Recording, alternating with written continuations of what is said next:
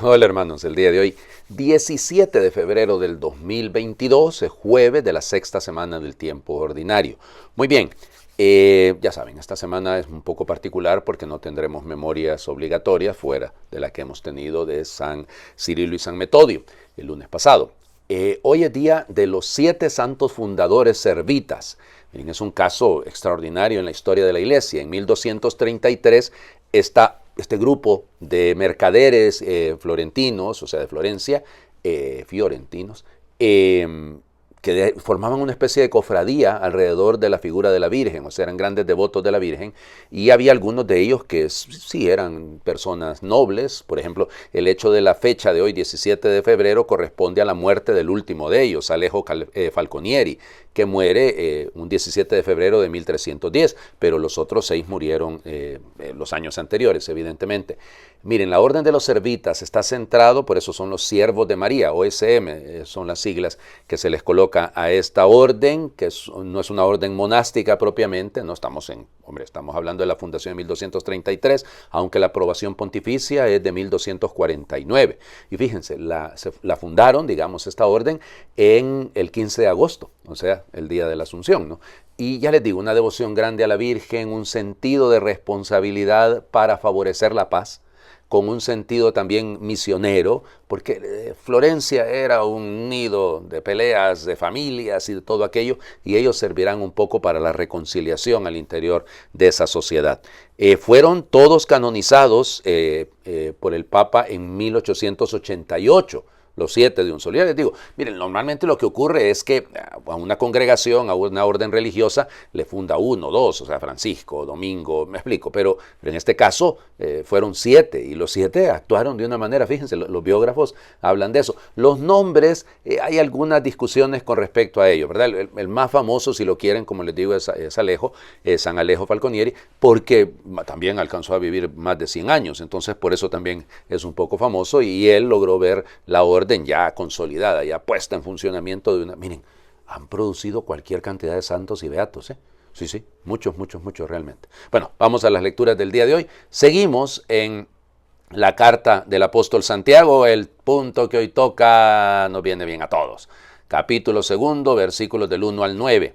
Hermanos, puesto que ustedes tienen fe en nuestro Señor Jesucristo glorificado, no tengan favoritismos. Supongamos que entran al mismo tiempo en una reunión un hombre con un anillo de oro lujosamente vestido y un pobre andrajoso, y que fijan ustedes la mirada en el que lleva el traje elegante y le dicen: tú siéntate aquí cómodamente. En cambio le dicen al pobre: tú párate allá o siéntate aquí en el suelo a mis pies. ¿No es esto tener favoritismos y juzgar con criterios torcidos? Queridos hermanos, ¿acaso no ha elegido Dios a los pobres de este mundo para hacerlos ricos en la fe y herederos del reino que prometió a los que lo aman? Ustedes, en cambio, han afrentado al pobre. ¿Acaso no son los ricos los que los oprimen a ustedes, los que los arrastran a los tribunales? ¿No son ellos los que denigran el nombre ilustre que les impusieron a ustedes? Si cumplen la ley suprema de la Sagrada Escritura, amarás a tu prójimo como a ti mismo, obran bien. Pero si tienen favoritismos, están cometiendo un pecado, y esa ley los acusa como transgresores. Palabra de Dios. Te alabamos, Señor. Comencemos admitiendo que este es un golpe a todos. O sea, es decir, nos cuesta, ¿no? O sea, nos cuesta ver esta realidad en nuestras comunidades, incluso cuando de repente hay una persona andrajosa, utiliza el término aquí, pobremente vestida, una persona muy pobre, y tenemos que admitir que tenemos que hacer el sincero esfuerzo de acercarnos a ellos, o sea, de acercarnos y de servirles a ellos, porque lo dice, miren, si tienen fe en nuestro Señor Jesucristo, o sea, aquí es un asunto de fe.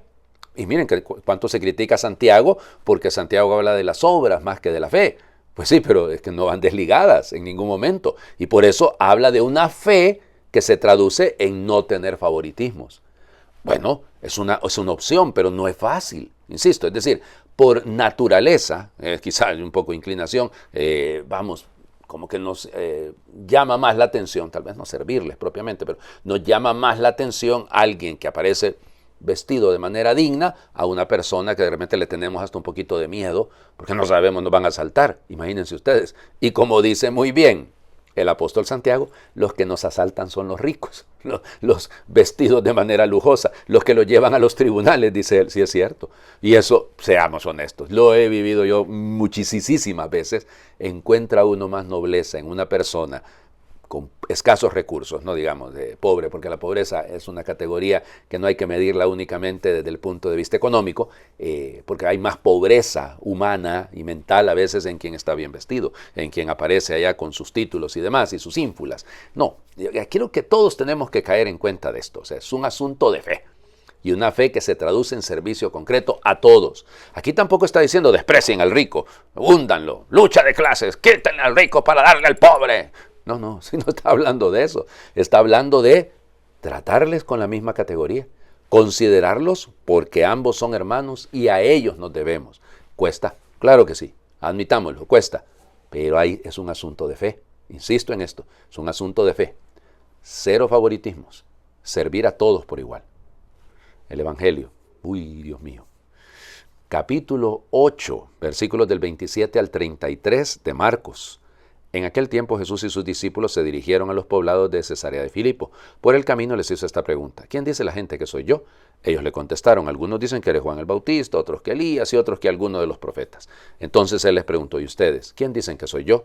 Pedro le respondió: tú eres el Mesías. Él les ordenó que no se lo dijeran a nadie. Luego se puso a explicarles que era necesario que el Hijo del Hombre padeciera mucho, que fuera rechazado por los ancianos, los sumos sacerdotes y los escribas, que fuera entregado a la muerte y resucitara al tercer día. Todo esto lo dijo con entera claridad. Entonces Pedro se lo llevó aparte y trataba de disuadirlo.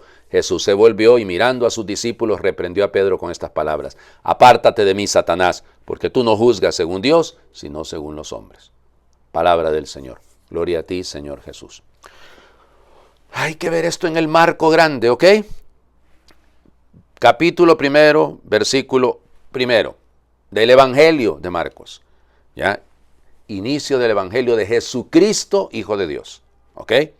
Final del Evangelio, no el capítulo 16, sino el capítulo 15. Ya, verdaderamente este hombre era Hijo de Dios. ¿Ok? Fíjense. Entonces, el balance de todo el Evangelio es descubrir quién es Cristo.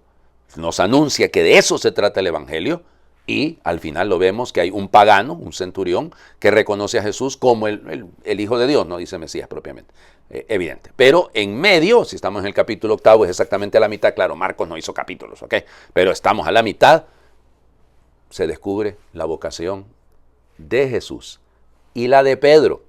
Cuidado con esto, y la de Pedro. Pero en el fondo, menos que en el capítulo 16 de Mateo, en el paralelo, que allá tú eres Pedro y sobre esta piedra, aquí no está eso. Pero bueno, ahora fíjense el detalle.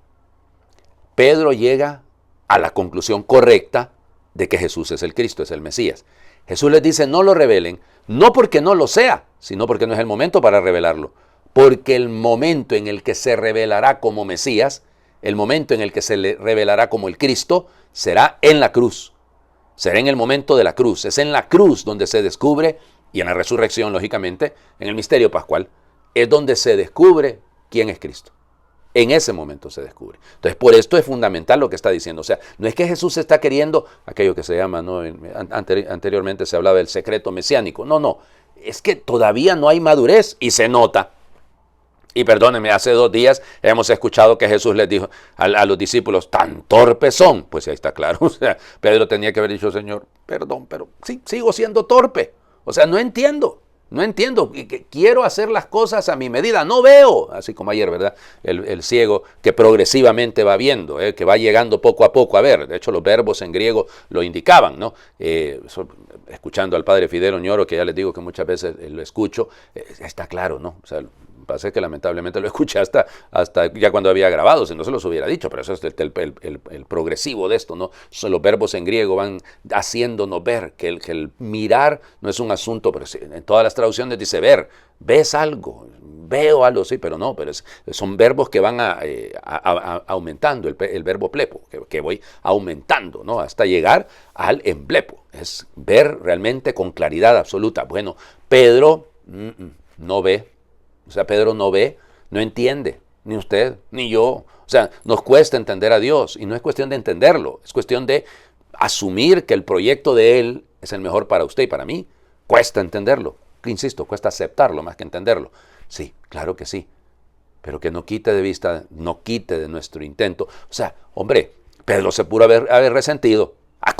Ya me trataron a mí de diablo, ya me trataron a mí de Satanás, no vuelvo a este grupo. Adiós, ay, que les vaya bien a ustedes. Ay, me cuentan cómo les salen las cosas. No lo hace. Piénsenlo, no lo hace. Y va a fracasar varias veces, Pedro, va a fallar. De hecho, en el Evangelio de Marcos es donde más evidente se vuelve que Pedro andaba perdido. Decimos en mi pueblo, anda más perdido que cabra en misa pontifical. Sí, bueno, es así, ¿no? Estaba perdido Pedro, pero no se fue. Y eso a veces nos cuesta a nosotros, ¿no? Cuánta gente que por una crisis, por un problemita y todo, abandonan la vida de la iglesia. Eso no sirve para nada, ¿no? Hay que saber perseverar. Hagamos oración. Para mí Jesús es el verbo hecho carne, el pan de la vida, la víctima sacrificada en la cruz por nuestros pecados, el sacrificio ofrecido en la Santa Misa por los pecados del mundo y por los míos propios, la palabra para ser dicha, la verdad para ser proclamada, el camino para ser recorrido, la luz para ser encendida, la vida para ser vivida, el amor para ser amado, la alegría para ser compartida, el sacrificio para ser dado a otros, el pan de vida para que sea mi sustento, el hambriento para ser alimentado, el sediento para ser saciado, el desnudo para ser vestido, el desamparado para ser recogido, el enfermo para ser curado, el solitario para ser amado, el indeseado para ser querido, el leproso para lavar sus heridas, el mendigo para darle una sonrisa, el alcoholizado para escucharlo, el deficiente mental para protegerlo, el pequeñín para abrazarlo, el ciego para guiarlo, el mudo para hablar por él, el tullido para caminar con él, el drogadicto para ser comprendido en amistad, la prostituta para alejarla del peligro y ser su amiga, el preso para ser visitado, el anciano para ser atendido. Para mí Jesús es mi Dios, Jesús es mi esposo, Jesús es mi vida, Jesús es mi único amor, Jesús es mi todo. Amén. El Señor esté con ustedes. Les bendiga Dios por intercesión de los 7 santos fundadores servitas, el que es Padre, Hijo y Espíritu Santo, y su bendición desciende y les acompañe siempre. Hoy es jueves, así que ya está de más decírselos. Busquen un momentito para estar en la presencia del Señor, por favor. Búsquenlo.